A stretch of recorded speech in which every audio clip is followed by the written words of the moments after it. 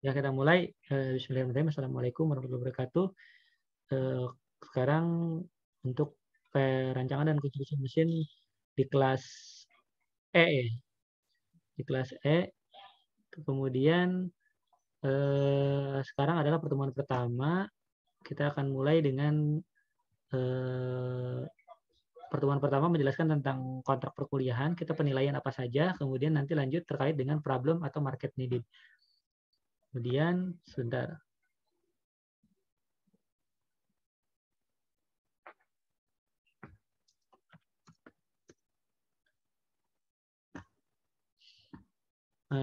Nah, untuk penilaian sendiri, tugasnya kurang lebih 10% sesuai dengan yang ada di kampus, proses 50%, UTS 15%, dan UAS 25%.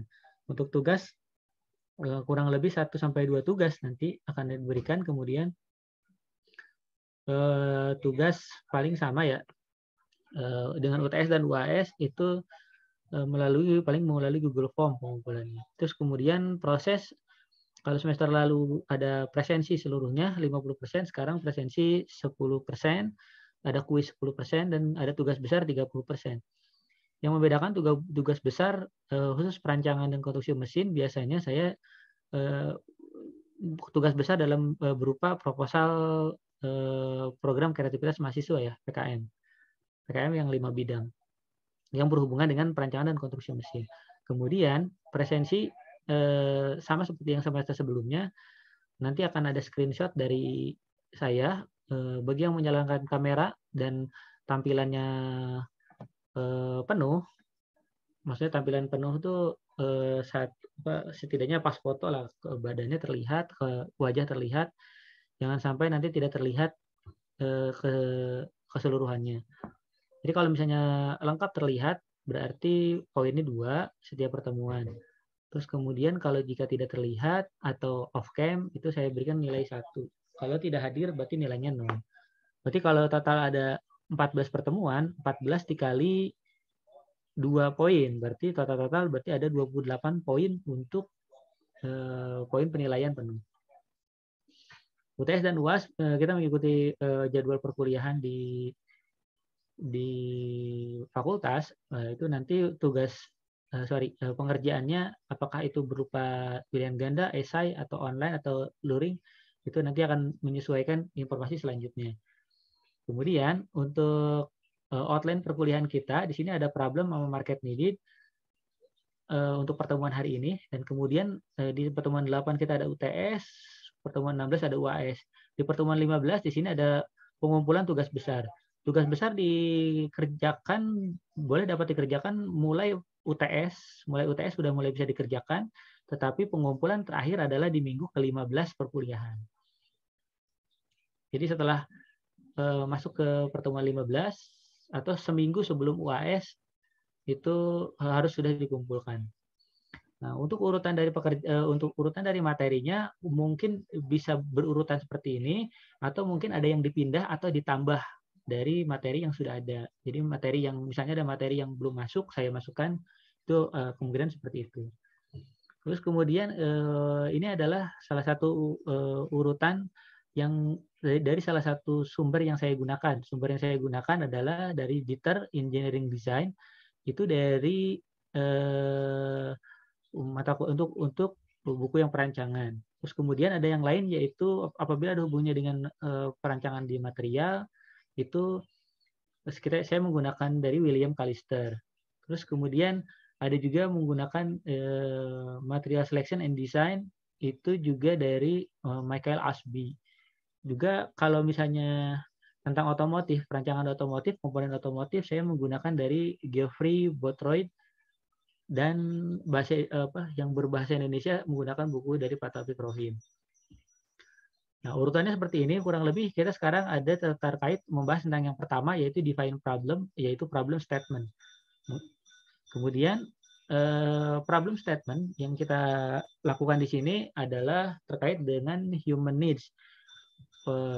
Baik itu kalian mau menyelesaikan satu permasalahan, ataupun kalian mau merancang produk atau alat, itu kalian haruslah tahu siapa yang akan menggunakan. Kalau yang menggunakannya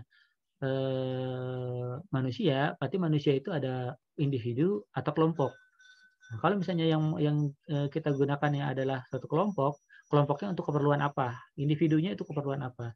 Contoh di sini ada menurut Maslow ada kebutuhan berdasarkan tingkatannya atau hierarki. Di sini ada yang paling bawah itu adalah psychological atau kebutuhan dasar. Kebutuhan dasar yang kita ketahui di sehari-hari gitu ada makan, minum, bernafas, tidur dan lain-lain. Itu yang berhubungan dengan kebutuhan jasmani kita, kebutuhan perut lah misalnya.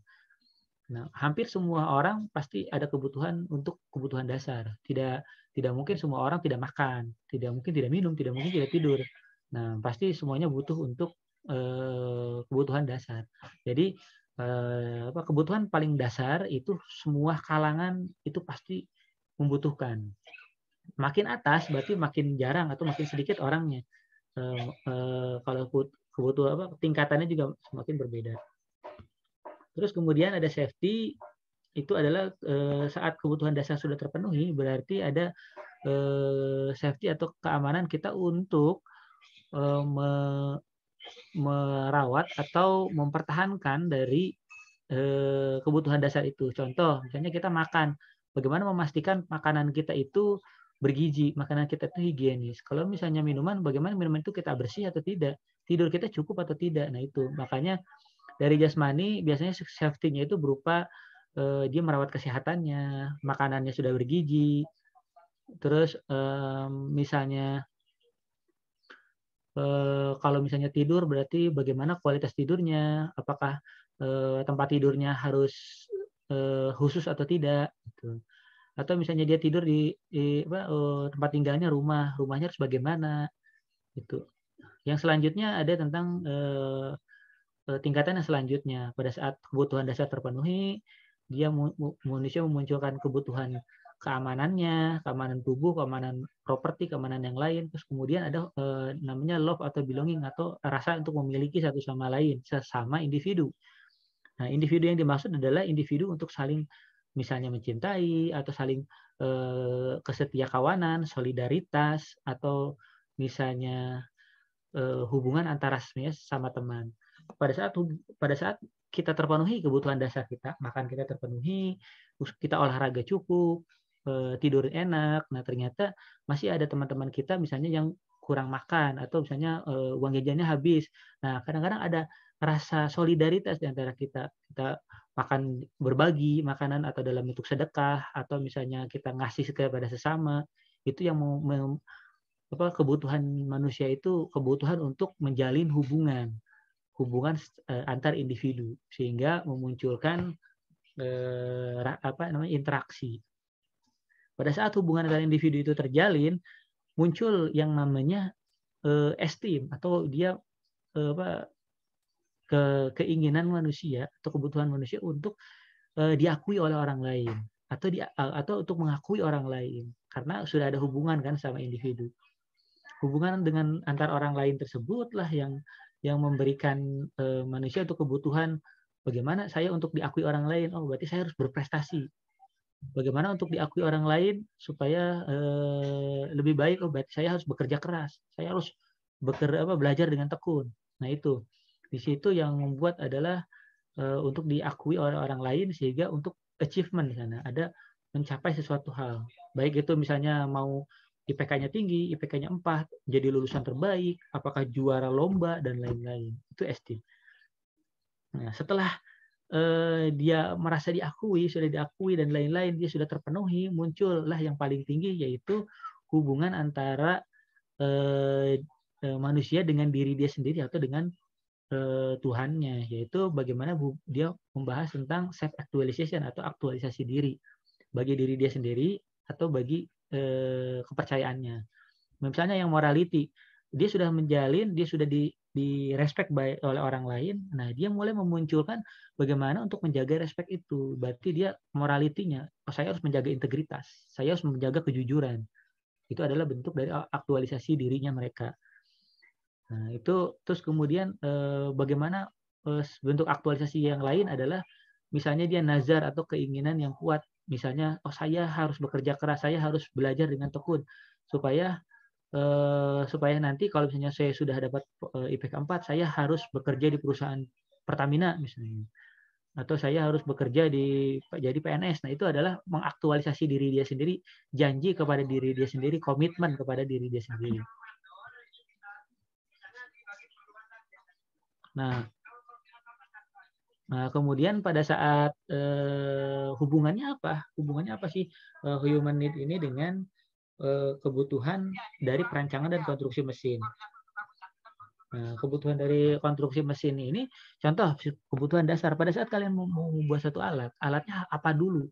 Kalau alatnya ternyata, misalnya saya contoh alat pengupas buah nanas. Buah nanas kebutuhan apa? Apakah kebutuhan dasar, keamanan, apa individu? Ternyata kebutuhan dasar. Itu untuk pangan, makanan. Nah, makanya itu berarti intinya adalah kebutuhan dasar ini hampir semua orang butuh. Yang penting kebutuhan mereka terpenuhi. Nah, berarti yang perlu dilakukan pada saat mendesain adalah bagaimana dia berfungsi untuk menghasilkan produk makanan. Jadi jangan terlalu terfokus pada yang lebih tinggi yang di atasnya. Misalnya untuk aktualisasi diri, apakah untuk individu atau keamanan, itu hal lain. Lihat dulu segmennya masuk ke segmen mana. Atau misalnya kalian mau merancang sebuah alat adalah alat fitness misalnya. Alat fitness, nah ternyata alat fitness itu bukan kebutuhan dasar, tapi ke safety untuk security of body misalnya. Nah, dari security of body itu dia harus membuat rancangan atau produk atau permasalahannya itu fokus kepada yang safety-nya. Itu bukan ke arah yang segmen yang lain. Itu adalah satu contoh yang lainnya. Kemudian itu hubungannya dengan perancangan. Nah, bagaimana dengan jenis capaian desain? Capaian desain yang di sini yang dimaksud di sini saya ambil ilustrasi adalah jenis pulpen yang bermacam-macam, berbagai tipe. Nah, capaian yang di sini adalah kita lihat dengan perbedaannya dalam segitiga yang sebelah kiri. Ada 3 buah capaian pada saat kita membuat atau mendesain satu produk atau merancang satu buah produk. Yang pertama itu adalah functionality, itu syarat minimal yang harus dipenuhi oleh satu desain. Kalau misalnya saya pulpen, secara fungsional dia harus bisa menulis. Secara fungsional dia harus mengeluarkan tinta dan tintanya menempel di atas kertas. Gitu. Kalau misalnya dia tidak mengeluarkan tinta, berarti pulpen itu tidak berfungsi. Kadang-kadang kita buang atau kadang-kadang kita simpan, kita nggak pakai, berarti tidak berfungsi. Kalau misalnya dia berfungsi, nah itu akan memunculkan jenis capaian yang lebih tinggi, yaitu usability. Usability adalah kemudahan atau bagaimana si user ini nyamannya untuk menggunakan. Apakah ditambahlah desainnya, ditambahkan karet kah? Apakah ringan kah? Apakah tidak pernah macet kah? Keluar tintanya tapi macet, berarti percuma. Dia functionality tapi tidak usability. Misalnya mudah digunakan tadi ya, nyaman digunakan dan tahan lama misalnya. Itu usability. Nah, apabila functionality tidak berfungsi, usability sudah pasti tidak berfungsi. Percuma pulpen sebagaimana nyamannya, sebagaimana enaknya dipakai, tetapi dia tidak ada tintanya. Buat apa gitu? Itu fungsinya pulpen untuk menulis. Tapi berbeda caranya, berbeda misalnya pulpen berfungsi untuk melempar atau untuk misalnya memukul, itu mungkin beda lagi. Tapi fungsi utama dari pulpen adalah untuk menulis. Sama seperti kalian pelajar, mahasiswa, fungsi utama kalian itu belajar. Belajar tujuan utamanya adalah lulus. Tujuan utama kalian lulus tuh. Nah, functionality kalian itu adalah belajar. Kalau kalian nggak belajar, berarti kalian bukan pelajar. Selesai. Jadi functionality-nya itu paling dasar, harus dipenuhi. Itu adalah belajar. Usability adalah bagaimana kalian memahami satu pelajaran. Kalian tidak belajar, kalau misalnya belajar aja tidak, bagaimana memahami yang bagian usability, penggunaan atau memahaminya. Gitu. Kemudian setelah usability itu ada satisfaction atau kepuasan tersendiri yang dia menambah nilai hidupnya di sana. Produk-produknya menambah nilai hidupnya. Contoh misalnya setelah dia berfungsi sebagai pulpen, dia nyaman digunakan, terus kemudian ternyata pulpen itu memberikan suatu pada saat dia menggunakan dia menjadi lebih confident, terus dia menjadi lebih yakin dengan yang dikerjakan. Itu kadang-kadang kadang-kadang itu mengacu pada salah satu merek misalnya. Kalian menggunakan merek ini jadi kalian jadi lebih pede. Sama seperti kalian menggunakan handphone. Handphone pada saat handphone fungsinya hanya untuk telepon, SMS, itu functionality. Atau usability sudah ada fungsi yang lain. Fungsi chat, video call, kemudian bisa kalkulator, bisa translate dan lain-lain. Usability dia memudahkan penggunaannya. Tapi pada satisfaction ada merek-merek tertentu, misalnya kalian menggunakan merek iPhone atau Samsung atau yang lain, menggunakan tipe-tipe tertentu, itu kalian lebih pede menggunakannya. Oh ini menganggap bahwa dengan handphone ini nilai dia akan bertambah. Maksudnya itu nilai itu dalam arti dia lebih pede, atau misalnya saya mengerjakan lebih cepat, atau misalnya translate atau multitaskingnya lebih cepat dan lain-lain, itu dia satisfy gitu. Jadi puas, ada kepuasan. Sama pulpen ini. Pulpen ini kalau sebagai contoh tadi selain menulis, dia nyaman digunakan, mudah digunakan. Kemudian satisfy-nya adalah kepuasan pada saat misalnya khusus pulpen-pulpen tertentu. Nah, pulpen yang digunakan oleh mahasiswa berbeda dengan pulpen yang digunakan oleh bupati atau gubernur misalnya. Karena mahasiswa digunakan untuk menulis catatan, misalnya gubernur digunakan untuk tanda tangan, khusus untuk pulpen untuk tanda tangan. Nah, pulpen untuk tanda tangannya ini adalah pulpen khusus. Misalnya pulpen ini cepat kering, pulpennya mudah digunakan juga, terus kemudian tintanya tidak pernah macet misalnya. Kebayangkan kalau tanda tangan macet di tengah, berarti kepotong tanda tangannya, berarti tidak valid. Seperti itu. Nah, terus satisfaction kalau sebagai mahasiswa, pada saat kalian tadi functionality-nya adalah belajar, usability-nya kalian bagaimana memahami atau paham atau mengerti. Nah, kemudian satisfaction-nya adalah bagaimana kalian puas pada saat kalian mendapatkan nilai A misalnya. Pada saat kalian mendapatkan IPK misalnya di atas 3, itu kepuasan kalian. Dengan itu kalian mendapatkan ijazah atau transkrip kelulusan. Nah, itu yang menambah nilai kelebih. Berbeda dengan orang yang misal seangkatan kalian ada yang tidak kuliah dengan yang kuliah, itu kan satisfaction-nya itu dari ijazah atau dari nilai dari ilmunya. Jadi life enhancing itu menambah nilai kalian. Itu yang menjadi confident atau jadi percaya diri bagi sesuatu individu. Gitu. Jadi dia merasa puas gitu ya. Itu contoh-contohnya, mungkin contohnya bisa lanjut ke motor atau misalnya ke mobil atau misalnya kalian punya sepatu.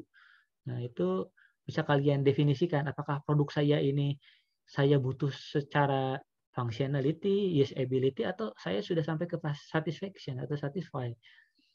Nah, pada saat satu produk rancangan seseorang udah sampai ke dalam satisfaction, itu berarti ada di mana produk tersebut udah di top desain atau di top memiliki segmen atau customer yang loyal gitu. Mau produknya seperti apapun dia pasti akan beli. Mau rasanya bagaimana makanannya, yang penting mereknya dulu. Sudah terpercaya berarti dia beli gitu. Itu sebagai contoh. Kemudian ini design thinking atau bagaimana kalian berpikir tentang sesuatu hal berdasarkan sudut pandang. Nah, di sini adalah contoh kasus yang sebetulnya simpel. Bagaimana si customer ingin ada ayunan menggunakan tali itu di pohon, tempel di pohon. Sebetulnya sesimpel ini, misalnya yang di bagian bawah kiri, kanan bawah. Sesimpel itu misalnya. Yang penting bisa ayunan aja buat anak-anak. Tetapi ternyata pada saat kalian point view-nya berlebihan, itu menjadi merugikan dan tidak dapat digunakan. Contoh yang sebelah kiri atas. Dia berpikir tentang profitability, keuntungan. Satu ayunan bisa menghasilkan 1.000. Nah, saya bikin 3.000 sekali ayunan.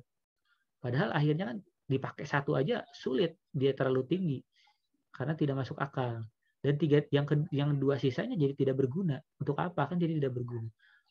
Ini yang yang dalam kalian menyelesaikan tugas akhir, baik itu analisis ataupun pembuatan alat, produk, mesin, itu kadang-kadang kalian membuat too much atau terlalu berlebihan mendesain satu produk. Akhirnya jadi tidak berguna. Harusnya pahami dulu ada di segmen mana, selesaikan segmen itu. Yang kedua ini yang berlebihan kembali adalah tali satu cukup, dua oke, tiga berlebihan gitu. Jadi sama seperti yang perancangan-perancangan sudah pasti bahwa minimal safety factor adalah 2,0. Ternyata kalian buat safety factornya lebih dari 2, 3, 4, 5, bahkan pernah ada tugas akhir safety factor sampai 20, safety factor sampai 30. Untuk apa gitu? Safety factor sebesar itu berarti membutuhkan bahan perhitungan yang lebih teliti, yang lebih besar. Berarti membutuhkan biaya yang lebih besar. Itu yang jadi tidak masuk akal. Jadi tujuannya bagus untuk memperkuat, tetapi malah menjadi over design gitu. Terus yang ketiga adalah pada saat point of view atau sudut pandang kalian cuman yang penting kan bikin tugas akhir, yang penting tugas akhir saya bikin alat. Itu sama seperti yang di gambar pohon ini. Yang penting saya disuruh bikin ayunan di pohon, ya udah saya tempel aja di pohon. Entah itu akan digunakan atau enggak, bodo amat. Itu pola pikir yang salah juga. Padahal harusnya tadi functionality, dia berfungsi enggak? Kalau enggak berfungsi gagal. Gitu, syarat dasarnya. Terus yang berikutnya, gambar yang keempat adalah dia terlalu membuat satu perancangan tapi dia tidak berpikir bagaimana membuatnya. Membuatnya apakah misalnya ternyata sudah bikin alat, ternyata produk-produknya tidak dapat diproduksi, tidak dapat dimanufaktur. Akhirnya ya seperti ini. Jadinya mentok. Misalnya sudah bikin desainnya bagus-bagus, sesuai, ternyata malah produk-produknya yang tidak bisa dibubut, yang tidak bisa di drilling misalnya, dan atau misalnya kondisinya di dalam, terlalu dalam, itu juga tidak memungkinkan. Jadi pikirkan sampai akhir, sampai bisa dibuat, diproduksi. Nah, kemudian yang berikutnya di sini ada yang terlalu berlebihan sampai dia tidak memikirkan secara makro, secara keseluruhan. Jadi pada saat produk atau mesin itu dibuat, harusnya dia berpikir secara keseluruhan. Pada saat disimpan, apakah rangka dari mesinnya itu betul-betul kuat atau tidak. Jangan sampai ini kurang ini, tambah ganjal. Ini kurang ini, kita perkuat. Ini tambah ini, kita chrome misalnya untuk cepat. Itu bukan itu solusinya, tapi solusi secara keseluruhan.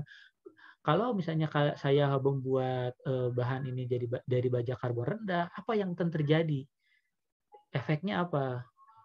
Apakah baja karbon rendah ini bertentangan dengan material lain yang mengalami gesekan secara langsung? Misalnya gesekannya terhadap baja karbon,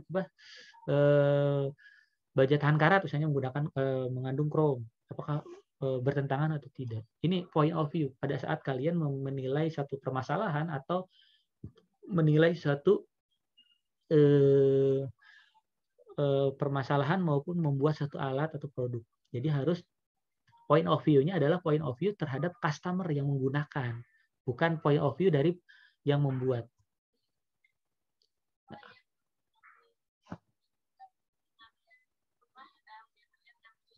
Nah, kemudian yang di sini ada planning and calculate. Di sini adalah gambar lampu pijar yang pernah dibuat oleh Thomas Alva Edison pada saat dia merancang atau sebelum dia menemukan. Nah, dia membuat adalah yang dia membuat itu dalam sebuah engineering notebook atau coret-coretan lah istilahnya. Di mana di dalamnya itu kalian harus planning, merencanakan dan mengkalkulasi. Kalkulasi itu ya kalkulasi kalau misalnya saya membuat ini, mekanisme cara bekerjanya gimana. Jangan membuat tapi proses kerjanya masih abu-abu gitu.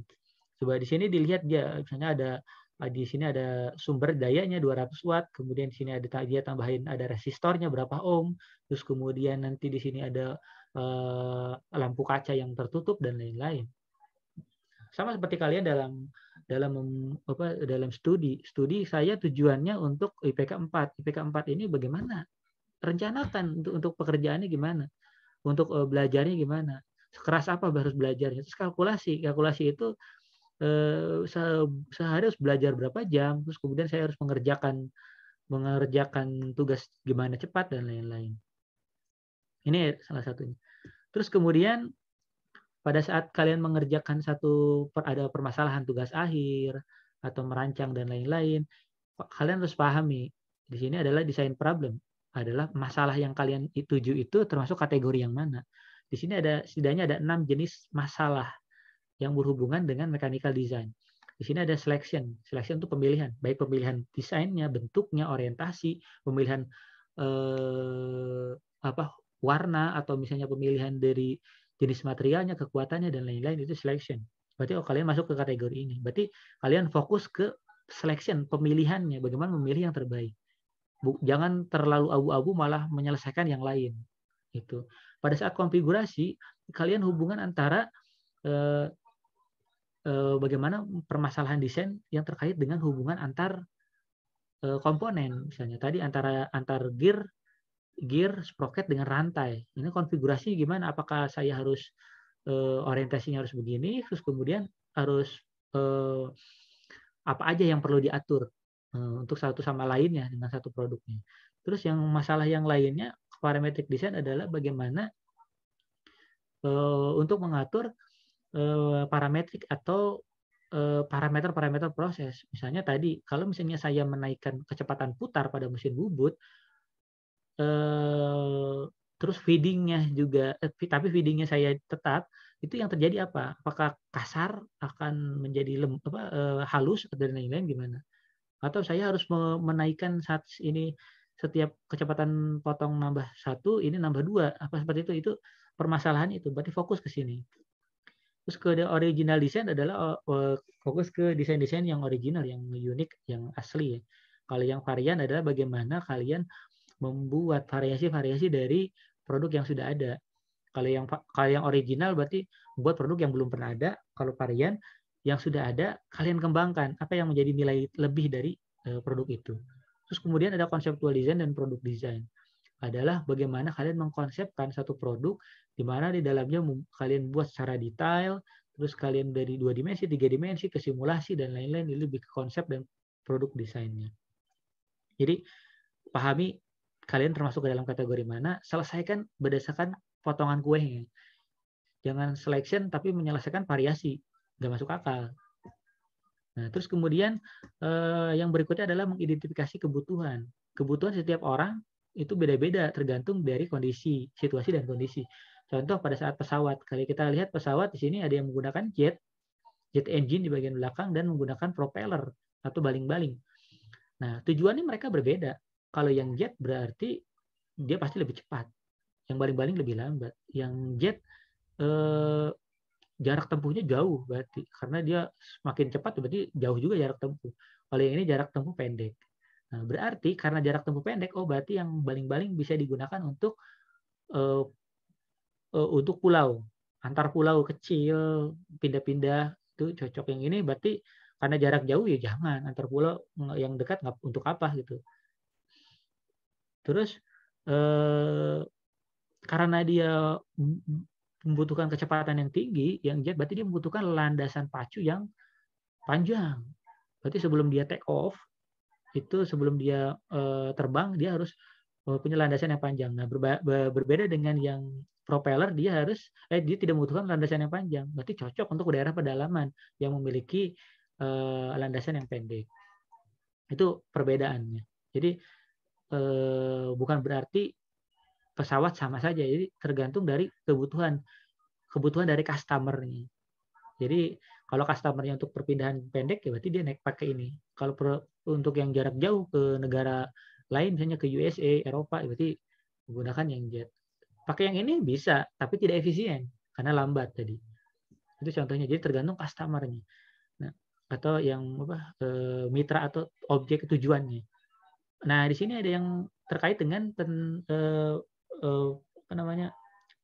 terkait dengan mobilitas darat. Jadi udara kan darat adalah berupa sepeda. Di sini ada sepeda gunung dan sepeda lipat. Nah, sepeda gunung jelas kebutuhan customer-nya adalah dia lebih ke durability, ketahanan, tahan guncangan, terus bisa lebih cepat, terus dia bisa jalan-jalan jelek juga bisa terjang dan lain-lain. Berbeda dengan yang sebelah kiri, dia cenderung ke jalan-jalan yang halus, mulus, terus jalan-jalan perkotaan, perumahan gitu.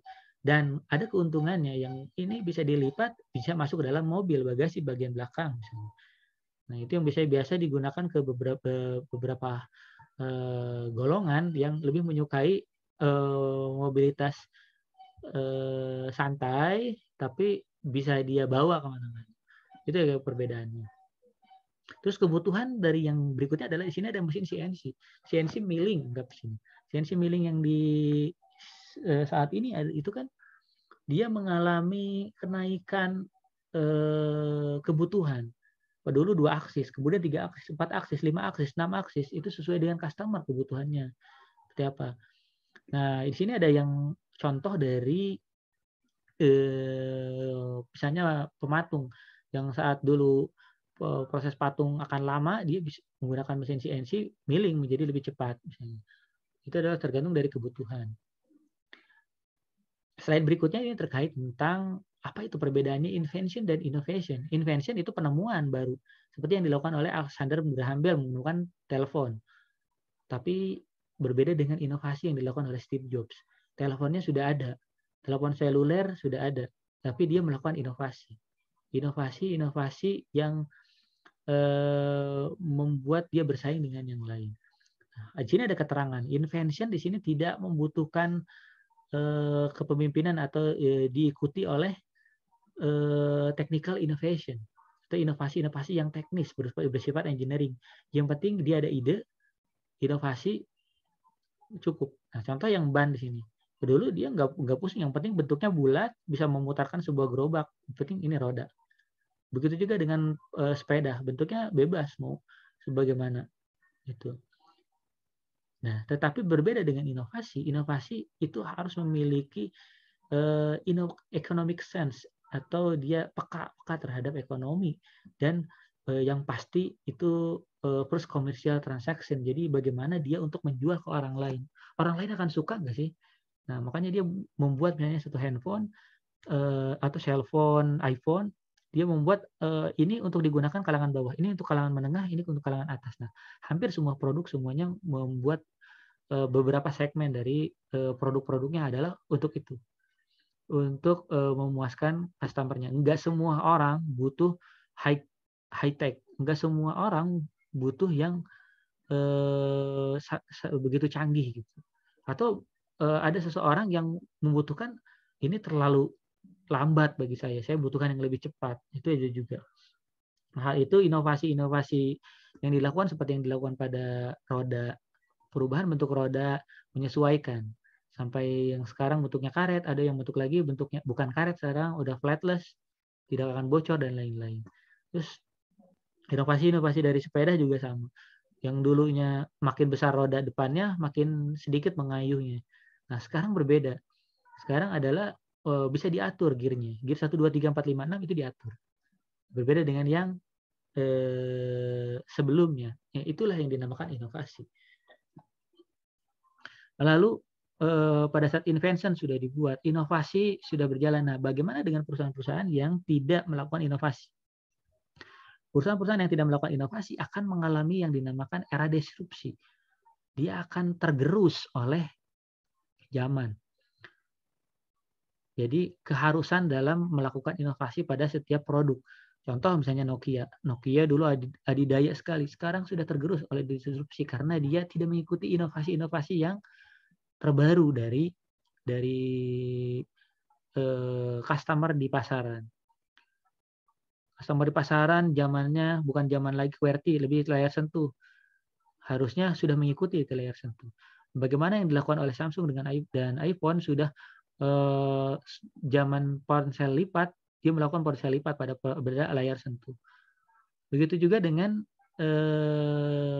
tidak dilakukannya inovasi pada proses pada produk-produk kamera. Misalnya kamera di sini ada Kodak. Kodak dulu adidaya sekali dengan produknya ini. Dia dengan menggunakan film klise dia untuk memoto, tetapi ternyata dia tidak melakukan inovasi, di mana permasalahan pada saat foto misalnya kurang tengah atau misalnya kebakar, ada istilah kebakar, terus kemudian harus dicetak dulu dari klise, terus kemudian tidak dapat dilihat hasil fotonya bagus atau tidak, gitu.